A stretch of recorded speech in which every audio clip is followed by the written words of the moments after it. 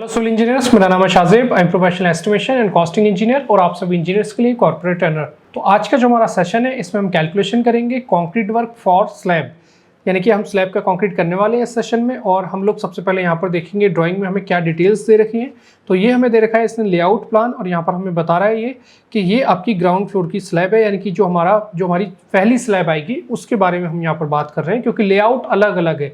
जो पहली स्लैब है उसका लेआउट अलग है, बाकी आपके टिपिकल फ्लोर्स हैं। जिस तरीके से हमने कॉलम की केस में भी देखा है, हमारे टिपिकल फ्लोर्स थे, तो हमारे बहुत सारे जो फ्लोर्स हैं, यानी कि आपके लगभग 10 से 11 जो फ्लोर है, तो उस केस में जो कॉलम थे वो सेम थे। इसी तरीके से इस केस में जो नंबर ऑफ स्लैब्स हैं वो भी सेम रहेंगे। तो हमारी जो पहली स्लैब है वो थोड़ी सी अलग है, बाकी स्लैब आपकी अलग है, और जो लास्ट वाली स्लैब है वो थोड़ी सी अलग है। तो इस तरीके से अलग अलग लेआउट प्लान हमें दे रखे हैं, उन्हीं लेआउट प्लान के हिसाब से हमें कैलकुलेशन करना है।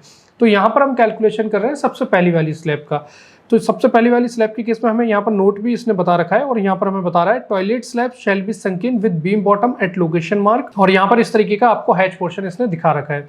तो हैच पोर्शन जहां भी रहेगा वहां आपकी संकिन स्लैब है। तो संकिन स्लैब से यहाँ पर मतलब है कि इस तरीके का जहां भी हैच पोर्शन आपको देखने को मिलेगा वो स्लैब आपके बीम के बॉटम पे आएगी। बाकी जो आपकी मेन स्लैब है वो आपके बीम के टॉप पर आती है इस तरीके से। तो इसका जो लेवल है, जो हैच पोर्शन का लेवल है, वो डाउन रखा जाएगा स्लैब से, और ये बीम के बॉटम पे लटक रही है। लेकिन इसका मतलब ये नहीं है कि इसकी जो थिकनेस है वो अलग हो सकती है, ठीक है, ऐसा नहीं है। यहाँ पर आप देखोगे, अगर यहाँ पर हम बात करें तो ये आपकी अगर हम ए से एफ तक बात कर रहे हैं, यहाँ पर ए से एफ तक जो हमारी स्लैब है, तो यहाँ पर आप देखोगे ये आपकी S7 स्लैब है और ये आपकी S2 स्लैब है, दो अलग अलग पार्ट में। यानी कि ए से डी तक जो है S7 है, और फिर उसके बाद आपका हैच पोर्शन है डी से एफ तक। तो अगर इन दोनों की जो थिकनेस है वो सेम होगी तो हम इसको एक ही बार में कैलकुलेट कर सकते हैं। लेकिन अगर इसका थिकनेस अलग है तो फिर हमें इसको अलग कैलकुलेट करना पड़ेगा। तो यहाँ पर आपको स्लैब के नंबर्स इस तरीके से दे रखे हैं, जैसे कि S6 यहाँ पर आपको दे रखा है, ठीक है, कहीं पर आपको S7 दे रखा है, कहीं आपको S1 दे रखा है, S2 दे रखा है। तो इस तरीके से नंबर दे रखे हैं, और स्लैब शेड्यूल में जाकर के हमें पता चलेगा कि थिकनेस ऑफ स्लैब क्या है। अलग अलग स्लैब आपको दे रखे हैं तो उनकी अलग अलग डिटेल्स है। हो सकता है कि कहीं पर आपका अलग डायमीटर का स्टील लग रहा है, अलग स्पेसिंग से लग रहा है, और थिकनेस अलग है। तो ये सारी चीज़ें हमें देखनी रहेंगी जो हमारा स्लैब का शेड्यूल है। तो इस तरीके से हमारा कैलकुलेशन होगा, ठीक है। ये हमारा लेआउट प्लान है। अब हम चलते हैं कि हम देखते हैं कि हमारा जो स्लैब का शेड्यूल है उसमें हमें कितनी तरीके की स्लैब टोटल दे रखी है और क्या क्या थिकनेस दे रखी है। इस स्टील की जो डिटेल्स है उसको अभी हम इस सेशन में डिस्कस नहीं करेंगे, क्योंकि हम यहाँ पर स्लैब की सिर्फ कॉन्क्रीट की बात कर रहे हैं। तो हमें सिर्फ डायमेंशंस चाहिए। हमें स्टील के बारे में जब हम BBS बनाएंगे तब हम देखेंगे। तो थिकनेस हमें मिल जाएगी शेड्यूल से, और बाकी जो आपको एरिया कैलकुलेट करना है, यानी कि जो स्लैब की लेंथ भी रहते हैं वो आप यहाँ से कैलकुलेट करोगे। अब इस केस में भी हम देखते हैं, ये हम अगर यहाँ पर इसको जूम आउट करते हैं तो आप देखोगे तो इस तरीके से इसने लेआउट दे रखा है यहाँ पर, जो आपकी ग्राउंड फ्लोर की स्लैब है। इसके बारे में यहाँ पर आपको बता रहा है कि ये पूरा आपका लेआउट है। तो यहाँ पर आप देख रहे हो, ना तो ये कोई रेक्टेंगल है ना आपका स्क्वायर है, यानी कि कोई भी एक रेगुलर शेप में नहीं है, अलग अलग आपकी स्लैब है। मतलब कि कहीं से बाहर निकल रही है, कहीं अंदर आ रही है।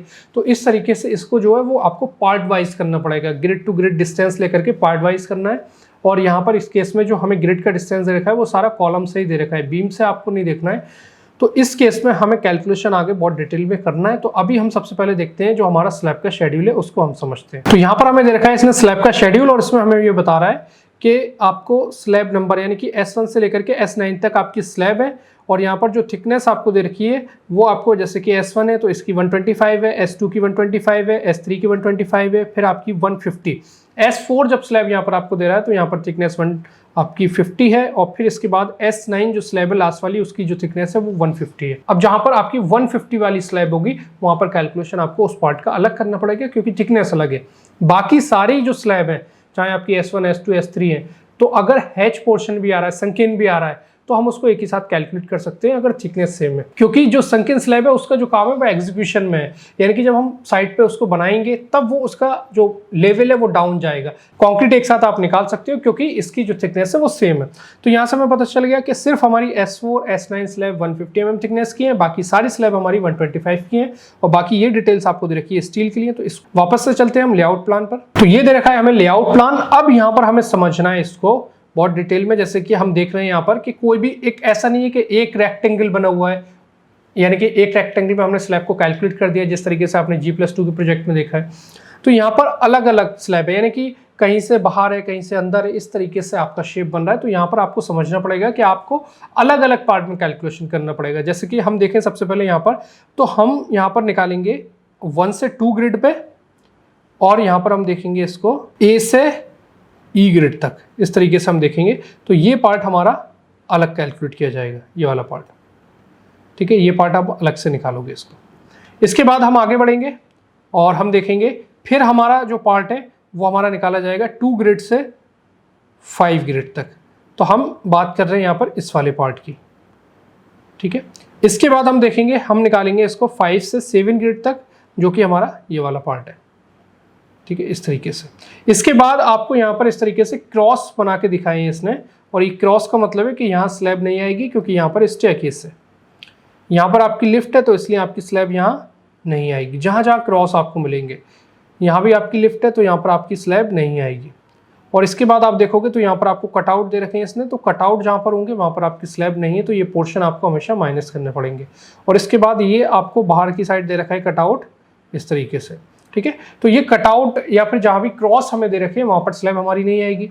और इसके बाद अगर हम इस पार्ट की बात करें यहाँ पर, तो ये हमें बता रहा है यहाँ पर एट लैंडिंग लेवल, तो यहाँ पर स्लैब लैंडिंग लेवल पे आएगी, फ्लोर लेवल पे स्लैब नहीं है। तो जब स्टेयरकेस का आप सेक्शन देखोगे कंक्रीट का, तो वहाँ पर इसका कैलकुलेशन आपको मिलेगा।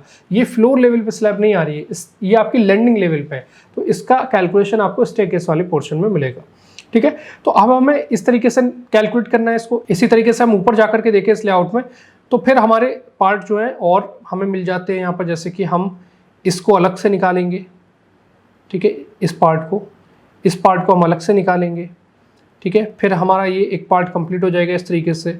ये हमारी बालकनी की स्लैब है, तो यहाँ पर S1 के हिसाब से आ रही है, तो ये आप अलग निकाल लोगे। इसी तरीके से आप यहाँ पर आके देखोगे तो यहाँ पर आपको ये मिल जाएगा कि इस केस में आपको अलग से स्लैब निकाल लिए, यहाँ पर आपको देखा है। और यहाँ पर आपका जो है ये क्रॉस बना रहा है, यानी कि यहाँ स्लैब नहीं है, या स्टेयरकेस है आपका। तो ये आपको ध्यान में रखना है सारी चीज़ें। तो इस तरीके से कैलकुलेशन इसका किया जाएगा। अब हम नीचे से इसका कैलकुलेशन करना स्टार्ट करते हैं। हम देखते हैं कितने पार्ट में हमारा कैलकुलेशन निकल करके आता है, और हमें ग्रिड की डायमेंशंस को फॉलो करना पड़ेगा। तो सबसे पहला कैलकुलेशन हम 1 से 2 ग्रिड और A से E तक जा करके करेंगे, लेकिन हमें यहाँ पर ग्रिड लाइन्स को देखना है, तो हम थोड़ा सा इसको जूम कर लेते हैं, उसके बाद हम इसको समझते हैं। अब देखो यहाँ पर, जैसे कि मैंने आपको बताया कि आपकी जो स्लैब होगी, हम किस स्लैब की बात कर रहे हैं, हम इस स्लैब की बात कर रहे हैं। इस तरीके से स्लैब होगी और ये ऊपर तक जा रही है, ऐसे मान लो आप, ठीक है। अब इसमें हम देखें, अगर हमें इस स्लैब की चौड़ाई निकालनी है, तो चौड़ाई निकालने के लिए आप देखोगे आपको इस बीम के फेस से इस बीम के फेस तक की चौड़ाई निकालनी है, ठीक है। अब हमने बीम के केस में क्या किया है, बीम के केस में जब हमने कंक्रीट निकाला है, तो बीम की जो डेप्थ आपको शेड्यूल में दे रखी है, वो पूरी की पूरी डेप्थ हमने कंसीडर की है बीम के केस में। तो अब जब आप स्लैब को यहाँ पर कैलकुलेट करोगे, तो बीम के अंदर करोगे। अगर बीम के केस में 2 केस होते हैं कैलकुलेशन के, अगर आप बीम की डेप्थ में से स्लैब की थिकनेस माइनस कर दो, तो फिर आप स्लैब को बीम के आउटर फेस से दूसरी बीम के आउटर फेस तक कैलकुलेट करते हो। लेकिन हमने ऐसा नहीं किया है, हमने कैलकुलेट किया है बीम को फुल डेप्थ में, तो इसलिए स्लैब सिर्फ बीम के अंदर फेसेस पे कैलकुलेट होगी। तो ये पार्ट यहाँ तक कैलकुलेट होगा, फिर अगले पार्ट में जाओगे तो बीम को छोड़ दोगे, क्योंकि बीम फुल डेप्थ में आप कैलकुलेट कर चुके हो। अगला पार्ट यहाँ से यहाँ तक होगा, फिर अगला बीम को छोड़ के यहाँ से यहाँ तक होगा। इस तरीके से हम कैलकुलेट करेंगे। तो अभी यहाँ पर हम बात कर रहे हैं कि हमें इस स्लैब की जो है वो चौड़ाई चाहिए। तो इस स्लैब की चौड़ाई निकालने के लिए हम क्या करेंगे, हम यहाँ पर 1 से 2 ग्रिड का डिस्टेंस लेंगे, जो कि हमें दे रखा है 2780। अब 2780 जो हमें दे रखा है, तो इसमें आप देखोगे कि आपकी जो 1 ग्रिड लाइन है वो कॉलम को यहाँ से सेंटर से कट करते हुए जा रही है, और 2 ग्रिड लाइन भी इस कॉलम को सेंटर से कट करते हुए जा रही है। इस तरीके से ये 2 ग्रिड लाइन जो है वो इन दोनों कॉलम को सेंटर से कट कर रही है। ये कॉलम जो है आपका वो 600 mm, इसकी जो बड़ी डायमेंशन की मैं बात कर रहा हूँ वो 600 है, और छोटी डायमेंशन जो है वो इसकी 450 है। यानी कि कॉलम जो है वो इस तरीके से है आपका, इस तरीके से कॉलम है। तो बड़ी डायमेंशन इसकी 600 है, ये वाली डायमेंशन, और छोटी वाली डायमेंशन जो है वो आपकी 450 है, इस तरीके से। तो अब यहाँ पर हम देख रहे हैं कि हमारी जो ग्रिड लाइन है वो छोटी डायमेंशन को सेंटर से कट कर रही है, और जो 2 ग्रिड लाइन है वो भी हमारी यहाँ पर छोटी वाली डायमेंशन को सेंटर से कट कर रही है। लेकिन हमें क्या चाहिए, हमें बीम के फेस से चाहिए दोनों साइड अंदर। तो अब यहाँ पर हम इस केस को देखेंगे, हम इस वाली आउटलाइन को हटा देते हैं तो हमें समझ में आएगा। अब यहाँ पर आप बीम के शेड्यूल में जाकर के देखोगे, बीम की जो चौड़ाई है, जो ब्रेथ है बीम की, वो आपकी 230 mm है। जो बीम की चौड़ाई है वो 230 mm है, सारी के सारे बीम की।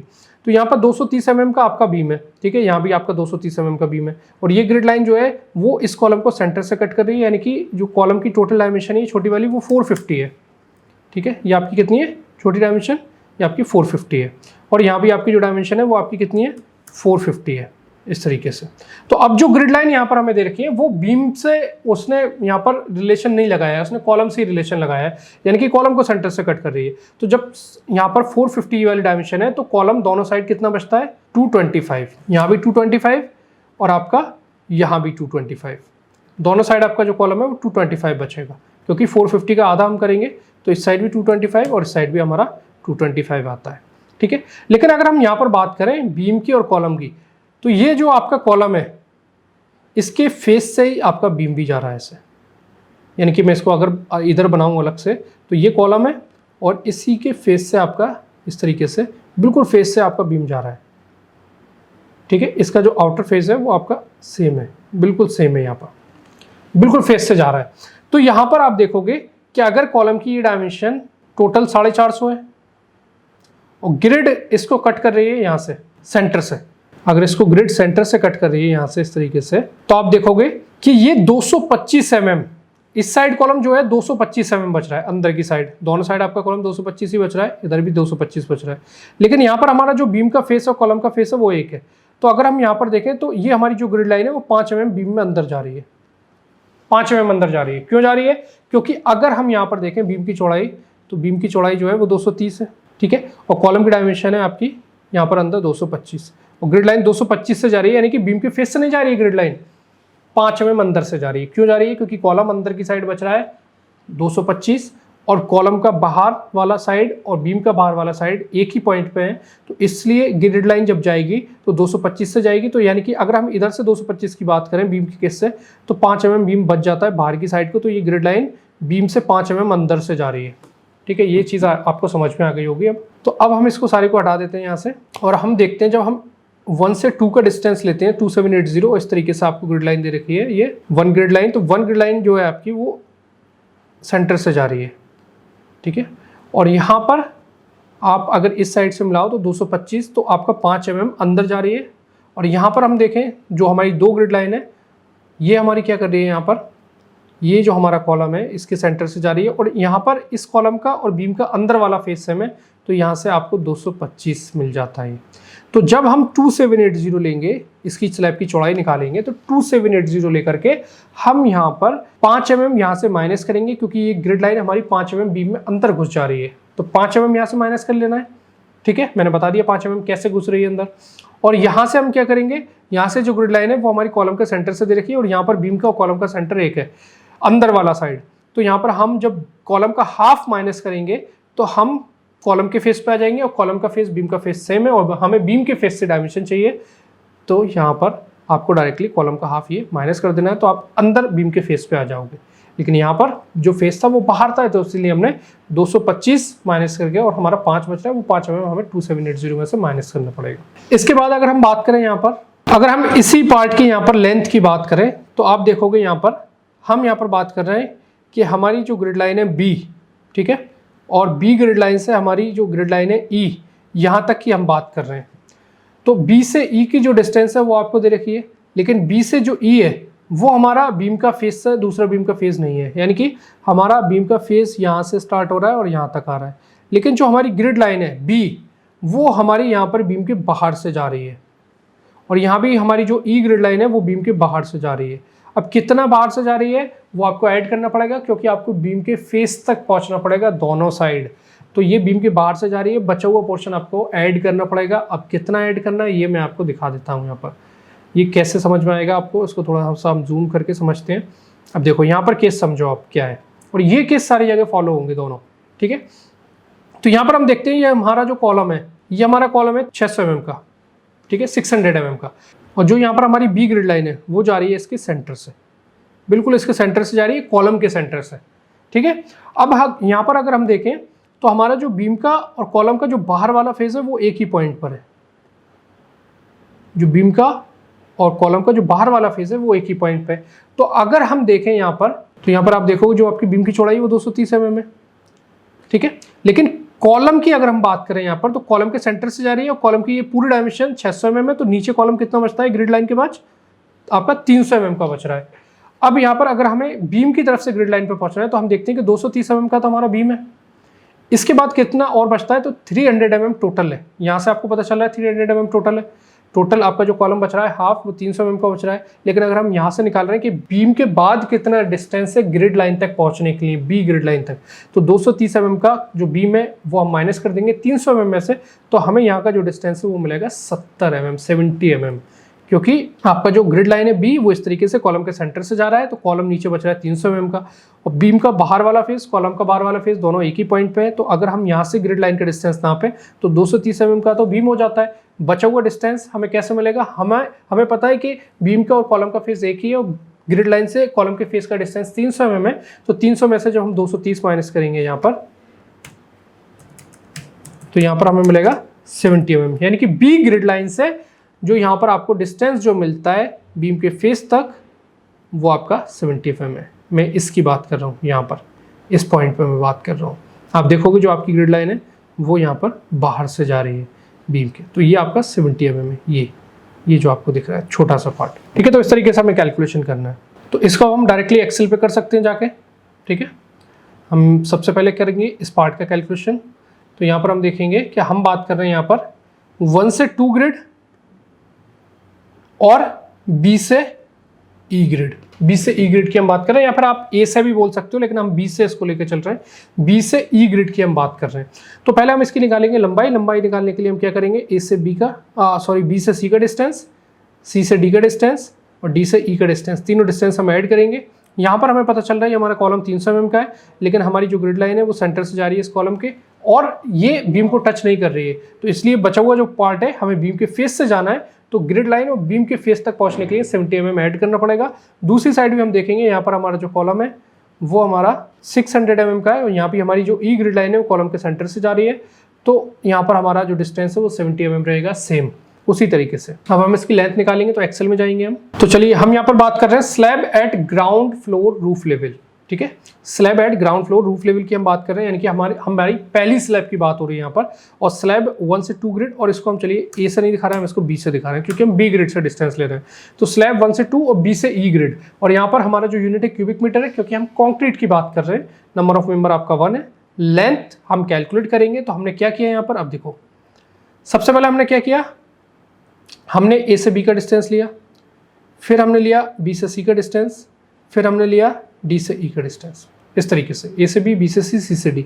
और यहाँ पर जो ई ग्रिड लाइन है उससे और बीम के फेस तक का जो डिस्टेंस है वो आपका बचता है 70 mm, और यहाँ भी आपका बचता है 70 mm, वो हमने यहाँ पर ऐड कर लिया। ये देखो 70 mm प्लस 3400 2160 2055, फिर 70 mm ऐड कर लिया। लेकिन आपको यहाँ पर जो आपका बीच में बीम आ रहा है, अब बीच में बीम कौन सा है, जब हम इसकी लंबाई निकाल रहे हैं यहाँ पर, जब हम बी से ई तक ये डायमेंशंस ले रहे हैं और 70 mm यहाँ पर ऐड कर रहे हैं, 70 mm हम यहाँ पर ऐड कर रहे हैं, और इसके बाद जो बीच में बीम है, तो यहाँ पर स्लैब बीम के ऊपर नहीं आएगी, क्योंकि बीम को मैंने आपको पहले बताया फुल डेप्थ में हमने कैलकुलेट कर लिया है। तो बीम जहाँ बीच में आएगा उसकी चौड़ाई आपको यहाँ पर माइनस करनी पड़ेगी। 230 mm सारी बीम की चौड़ाई है, वो आप यहाँ पर लेंथ में इसको माइनस कर दोगे। यहाँ पर माइनस कर दिया 230 और डिवाइड बाई इसको कर दिया 1000, तो यहाँ पर आपको मिल जाती है इसकी लेंथ। इसके बाद हम निकालेंगे इसकी चौड़ाई, ब्रेथ। तो ब्रेथ निकालने के लिए हमने क्या किया वो मैं आपको पहले बता चुका हूँ। हमने यहाँ पर क्या किया है, हमने ये 2780 को लिया यहाँ पर, ठीक है। इसके बाद हमने क्या किया, हमने यहाँ पर देखा कि हमारा जो ये ग्रिड लाइन है, 1 ग्रिड लाइन, वो कॉलम के सेंटर से जा रहा है, यानी कि वो बीम के अंदर घुस रहा है 5 mm। तो 2780 आप लोगे, 5 mm यहाँ से माइनस करोगे, क्योंकि अब यहाँ पर माइनस कर रहे हैं हम, ऐड नहीं कर रहे हैं, क्योंकि हम बीम के अंदर जा चुके हैं और बीम के फेस पे आना है, बाहर आना है। तो बीम के कितना अंदर गए, 5 mm आपने माइनस कर दिया। और यहाँ पर जो 2 ग्रिड लाइन है वो आपको इस कॉलम के सेंटर से दे रही है, और यहाँ पर कॉलम और बीम जो है आपका वो अंदर वाला फेस सेम है। तो यहाँ पर हम क्या करेंगे, कॉलम का हाफ माइनस करेंगे तो कॉलम के फेस पे आएंगे, और कॉलम का बीम का फेस सेम है और बीम के फेस सेम डायमेंशन चाहिए। तो यहाँ पर 2780 में से यहाँ पर इस कॉलम की हाफ डायमेंशन यानी कि 450 का हाफ 225, और यहाँ से 5 mm माइनस करेंगे तो इसकी हमें चौड़ाई मिल जाएगी। वही जाके हमने एक्सेल में किया है, 2780 माइनस 225 माइनस 5 डिवाइड बाई 1000, यहाँ पर आपको मिल जाती है इसकी ब्रेथ। और जो इसकी डेप्थ यानी कि जो थिकनेस ऑफ स्लैब है वो है आपकी 125 mm, वो हम पहले देख चुके हैं शेड्यूल में।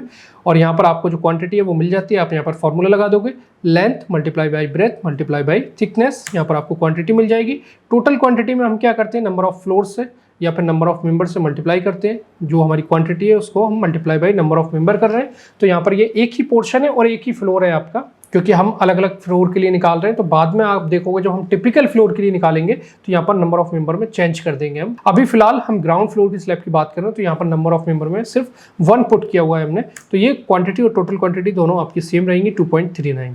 तो इस तरीके से एक पार्ट का आपको यहाँ पर बहुत अच्छे से समझ में आ गया कैसे आपका कैलकुलेशन हो रहा है, कैसे हमें ग्रिड टू ग्रिड माइनस करना है। तो इस सेशन के लिए बस इतना ही, मिलते हैं नेक्स्ट सेशन में। Thank you so much.